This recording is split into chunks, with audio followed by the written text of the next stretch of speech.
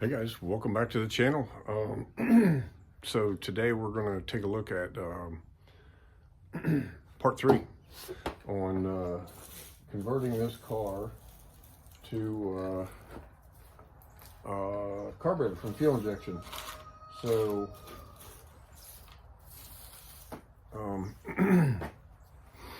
stick around, we're going to show you some of the things we've done. I did decide to go with a fuel cell instead of using the stock tank, but in the last video I explained how to use the stock tank, stock fuel lines and all that stuff.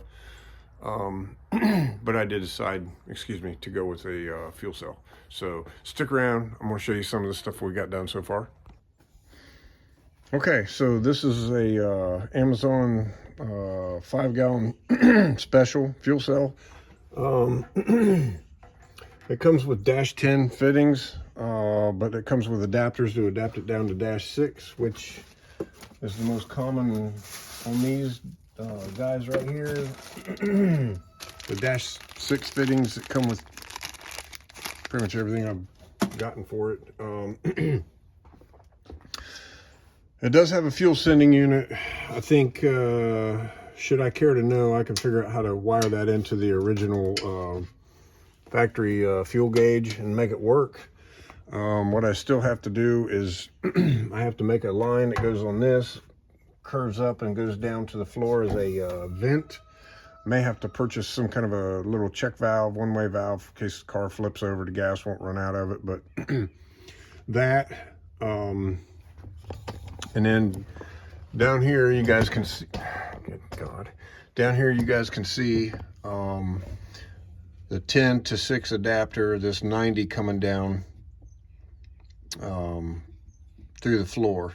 Okay, and I'll show you what we've got done under the car so far, so stick around. Okay, so that's the 90 coming down out of the trunk floor. You guys can see the 4 3/8 bolts. This stuff right here, by the way, is fuel gauge and fuel pump factory wiring, just still hanging down. I haven't done anything with that yet. The fuel line runs up, and there's the filter. Okay, it's screwed into the floor. I've already ran this line again from the cell to the fuel filter. I have to go from the filter, the pump.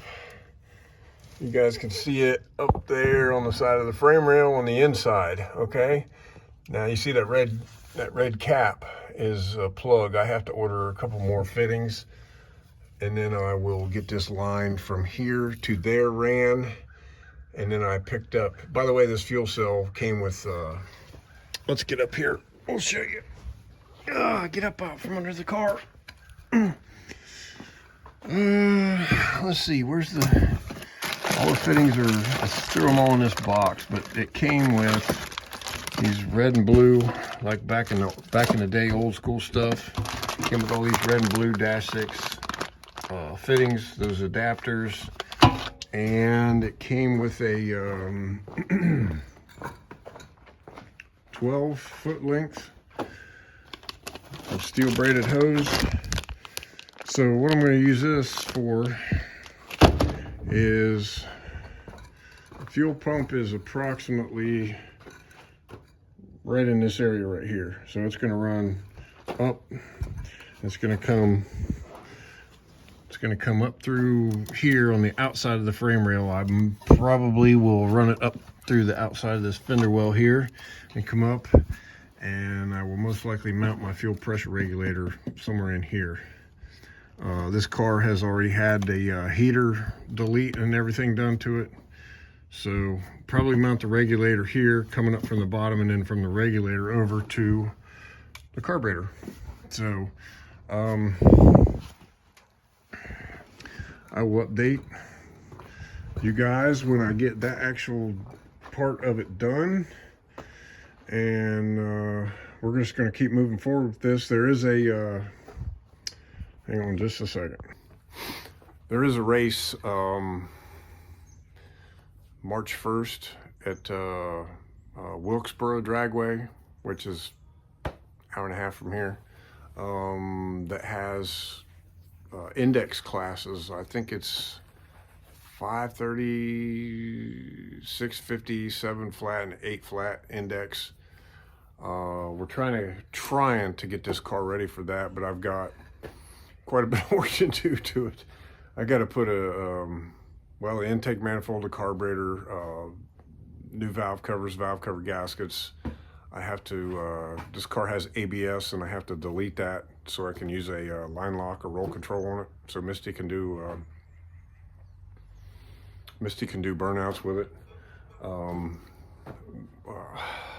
So I got to run some new brake lines on the car, hook up the line control or line lock, the roll control, wire in the MSD, wire in the tach, wire in the line lock, wire in the two-step. I think we're going to try to run it hard tire for the time being. See if we can't, see if it'll bite. These tires on this car are some soft compound Nitto. I don't really know much about that kind of stuff, but they're some kind of Nitto soft compound tire. We may run those on the car, or run them for this first outing anyway. We're going to get some wheels and tires, some slicks and some skinnies up front and stuff, because the car has a manual rack and it's got really wide front tires on it, so it's kind of hard to steer. So the goal is to get this thing ready for the March 1st race, and I really need to get her out on the road before then, doing a few test hits and some burnouts and stuff. But so basically I got a couple weeks to get this thing squared away, so I got a lot of work to do. The videos might be a little hit or miss. I don't know, but we're trying to go step by step on this. Bear with me.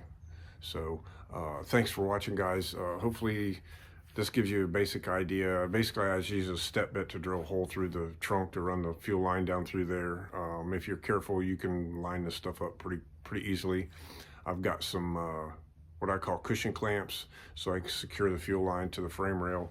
Basically, once I leave the fuel pump, I'm going to exit under the frame tie, and I'm going to relocate the line to the outside of the frame rail so it goes up and where it passes the flywheel area. So in case of a clutch failure or something like that, it won't damage the fuel line, so it'll actually be on the outside of the frame rail, which is, I think that's per NHRA spec. So if you want your car to pass tech at a racetrack, you want to get a rule book.